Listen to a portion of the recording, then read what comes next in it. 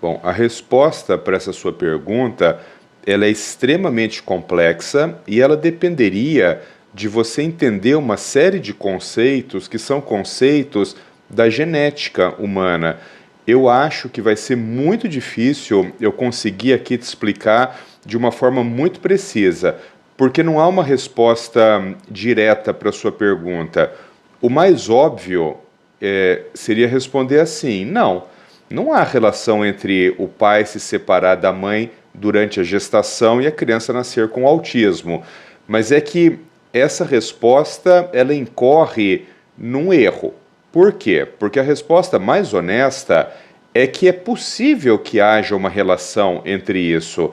Daí você vai dizer assim para mim: mas Paulo, calma, se o autismo ele é genético, o que é que tem a ver o pai se separar da mãe com o autismo genético?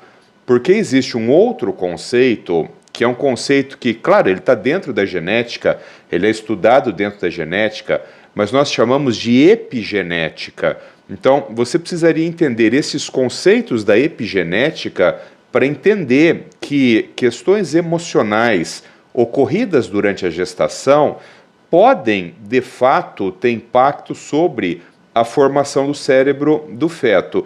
Eu vou tentar explicar assim de uma forma quase leiga, mas para que tenha algum sentido, para que você possa, de fato, conseguir entender um pouco isso.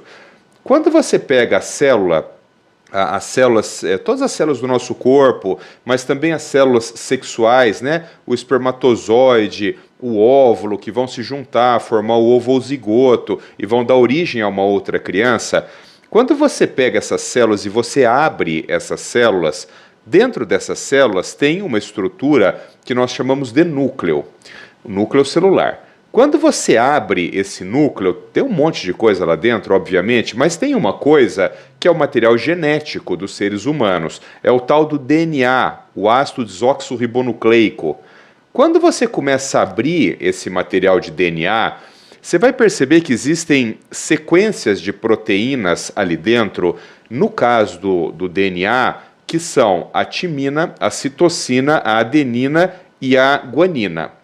Essas quatro letras, essas sequências de proteínas, elas ocorrem de uma forma tal que quando elas acontecem de uma forma correta, na sequência correta, vamos dizer assim, a pessoa nasce típica, ela nasce normal, ela não tem nenhuma síndrome, ela não tem nada, ela é uma pessoa como outra qualquer. Mas se ocorrem alterações proteicas, no conteúdo proteico, na sequência desse DNA, por exemplo, esse indivíduo pode nascer com uma síndrome.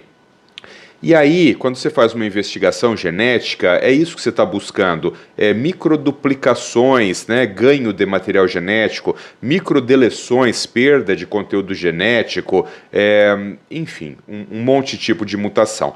Isso é genética. Agora, o que a questão emocional durante a gestação tem a ver com isso? Nada. Mas tem a ver com uma outra coisa que é a epigenética.